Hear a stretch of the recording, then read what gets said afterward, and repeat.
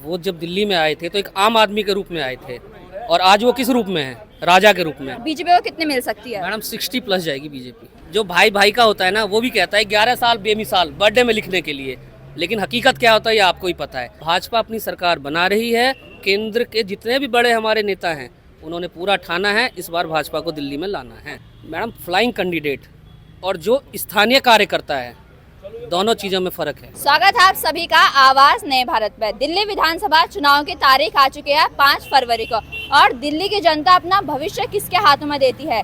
10 सालों में दिल्ली की सत्ता में रही आम आदमी पार्टी को या बीजेपी को, जो कई सालों से दिल्ली में नहीं खिला है कमल, या इस बार खिलेगा? हमारे साथ यहाँ पे जनता है, हम उनसे जान रहे हैं और आप तक उनके विचार पहुँचा रहे हैं। सर, आपका नाम? अजय कुमार झा।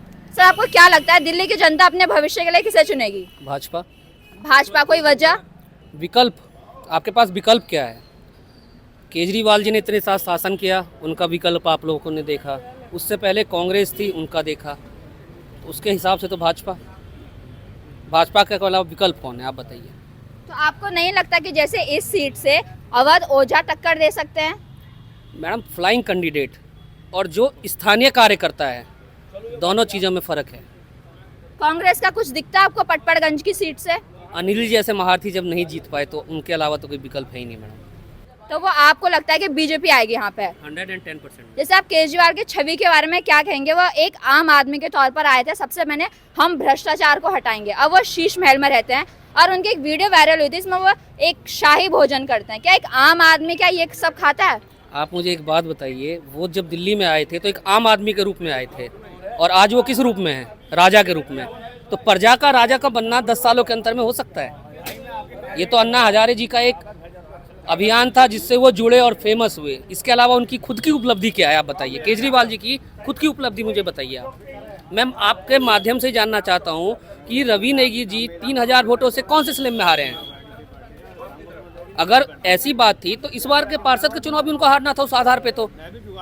लेकिन जो जनता से जुड़ा हुआ व्यक्ति सुबह शाम दोपहर जनता के बीच में है, और एक बाहरी कैंडिडेट जो आके खड़ा होगा, तो दोनों में फर्क है। और उस फर्क को मेरे से ज्यादा आप जैसे मीडिया बंधु देखते हैं, जो हम तक भी समाचार पहुंचाते हैं और पब्लिकों को भी ये चीज बताते हैं कि कौन आपका है कौन पराया है। जैसे केजरीवाल को पिछले 2 बार प्रचंड बहुमत मिल रही है दिल्ली में। पिछली बार 62 सीटें, उससे पहले 67। अब क्या लगता है कि 70 विधानसभा में आपके अनुमान के अनुसार बीजेपी को कितने मिल सकती है? मैडम 60 प्लस जाएगी बीजेपी। 60 प्लस। और अगर हम आम आदमी पार्टी की बात करें? मैडम -60। -60। आप ही बताइए। 69 था, 9 जितवा देते हैं, फिर भी तो 60 भाजपा ही आएगी। तो हम समझे कि इस बार दिल्ली की जनता ने अपना मूड बदल लिया और वो कमल को खिलाएगी? 110%। और आप मेरे से ज्यादा, आप किसी आम इंसान की झुग्गी में जाके पूछिए, शायद मुझसे ज्यादा वो आपको बताएंगे कि रवि नेगी जी ने क्या किया है, दिल्ली की भाजपा लॉबी ने क्या करा है।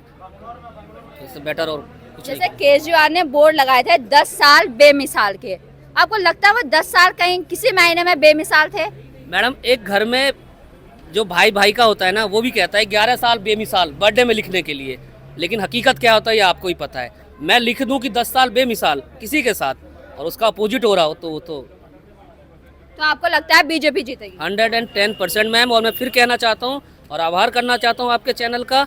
भाजपा अपनी सरकार बना रही है, केंद्र के जितने भी बड़े हमारे नेता हैं उन्होंने पूरा ठाना है इस बार भाजपा को दिल्ली में लाना है। मतलब इस बार दिल्ली में कमल खिलेगा?